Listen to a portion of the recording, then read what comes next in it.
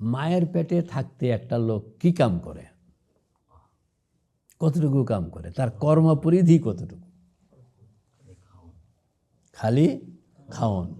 চিন্তার পরিধি কতটুকু? সম্পৃক্ততার পরিধি কতটুকু? আচ্ছা, এই লোকটি যখন মায়ের পেটের থেকে দুনিয়ায় আসলো তখন তার কর্মপরিধি কতটুকু? চিন্তার পরিধি কতটুকু? সুবহানাল্লাহ। সংশ্লিষ্টতার পরিধি কতটুকু? তাই না? আচ্ছা, আরেকটা প্রশ্নের জবাব দেন যে লোকটি দুনিয়াতে আসার পরে, আমাদের ইঞ্জিনিয়ার লোকটি ইঞ্জিনিয়ার দুনিয়াতে আসার পরে তার যে কর্মব্যস্ততা, এটা কি সে মায়ের পেটে থাকা অবস্থায় ভাবছিল? আর ভাবলে কি বুঝতো? আপনি এখন মায়ের পেটে যে সন্তান আছে তার সঙ্গে কোনো উপায় একটা কানেক্টিভিটি লাগান, এরপরে তাকে বলেন যে এখানে আইসা দেখবা যে কি সুন্দর সুন্দর কম্পিউটার পাওয়া যায়, ওই বুঝবে? বুঝবে? এই কথাগুলো কেন কইলাম?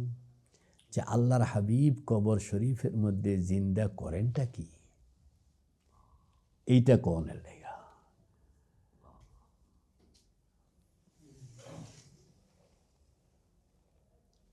মানে আপনি সেটা কল্পনাই করতে পারবেন না যে আমাদের বুজুর্গরা বলেন যে এত ব্যস্ততা, এত ব্যস্ততা, এত ব্যস্ততা।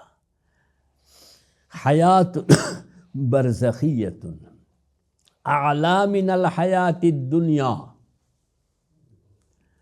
দুনিয়ার হায়াতে মানুষ কথা বলতে পারে 1 to 1, কথা বলেন না? আর ওইখানে গেলে মানুষ কথা বলতে পারে 1 to 1 বিলিয়ন। 1 to 1 billion. ওই বড় না, বুঝেন না? দুনিয়ার হায়াতে মানুষ কথা বলে কতটুকু? 1 to 1। আর বারজাখে গিয়া আল্লাহর হাবিবের জন্য যে হায়াতের কথা আমরা বলতেছি, হায়াতুন বারজাখিয়াতুন আ'লা মিনাল হায়াতিদ দুনিয়া।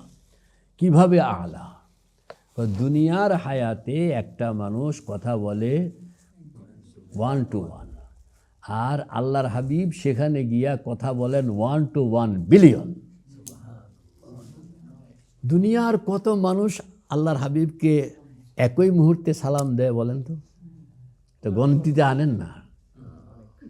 দূরের থেকে কতজন দেয়, কাছের থেকে কতজন দেয়, এবং সকলের সালাম 1 by 1 পাইতেছেন আল্লাহ রসুল, এবং সকলের সালামের জবাবও দিতেছেন।